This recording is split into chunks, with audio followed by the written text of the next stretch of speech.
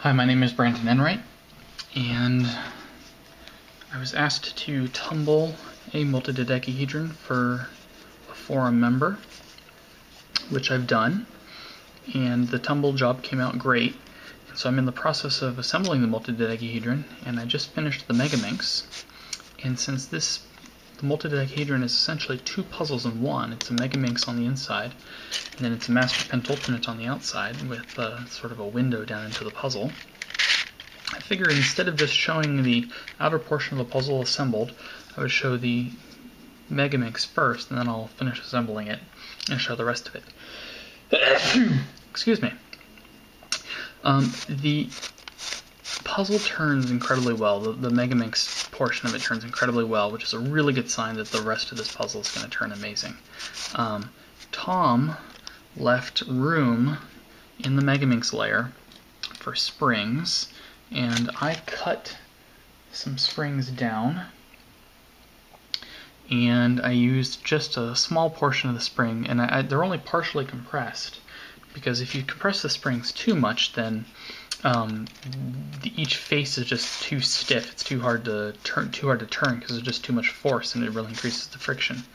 And if there's too much spring, then the whole puzzle becomes so loose, that things can pop out.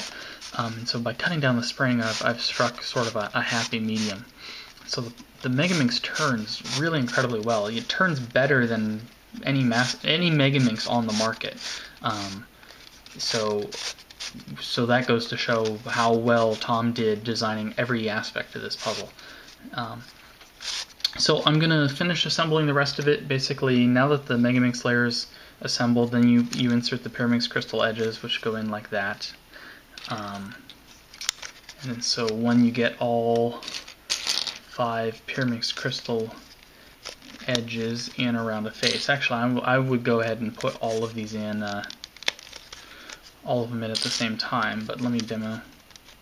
So you have 5 around the face, so that corresponds like that. And then the way you assemble a face is you place the star mix points like this. They fit in really nice. The Master Pentultimate design is an incredibly easy puzzle to assemble. So they fit in like that, and then the center snaps in. And the center just, there you go. There's the center. So that's a face done. And they start out loose, but when you have all of the faces pushing on each other, they're no longer loose. Like, for example, this is not really loose. So I'm going to continue to assemble this puzzle. Really, at this point, it's only going to be another 5 minutes, maybe. And then I'll show the puzzle assembled, and I'll show some turns on it. Alright, so I finished assembling the multidodecahedron. This is probably one of the best tumble jobs I've ever done. It's the way the pieces on the multidodecahedron are shaped, they're just especially well suited to tumbling, so it doesn't have the edge and tip and corner wear problem that a lot of other pieces have, or a lot of other puzzles have. The pieces just wear incredibly well. And this, mind you, I just assembled it, and it has not been lubed with any silicone oil.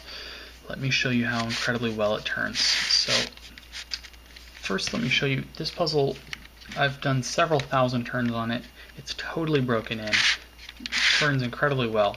But when I go really slow, it's still grippy jumpy. So when I go to try to go really slow, it's like, see that stutter?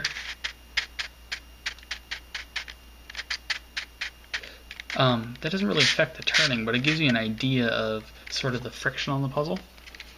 Now let me show you on this. Notice that there's no stutter. I can go as slow as I want, and it stays perfectly smooth and consistent the entire time. Turns truly insanely well. I'm so pleased with it. I wish this were mine, but I do have to send it back to the owner of this puzzle.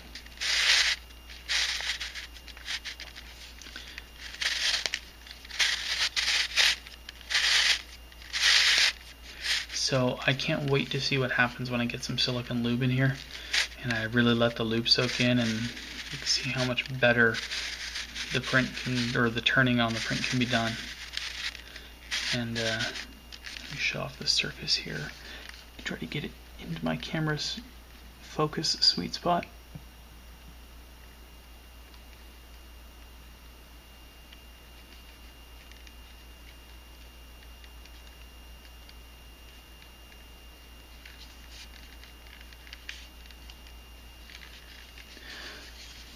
This is one incredibly beautiful puzzle. So I unfortunately don't have stickers for it, so I'm not going to sticker it. I'm just going to lube it up, spread that lube around, and let it dry. And I think I'll be done with this puzzle. And I'll let the actual owner sticker it however he wants and show off the rest of the puzzle. But yeah, this is a smashing success of a tumble job. I'm incredibly pleased with it, and I'm pleased to say that I have a couple more MDs to tumble. So this won't be the last of them. Thanks for watching.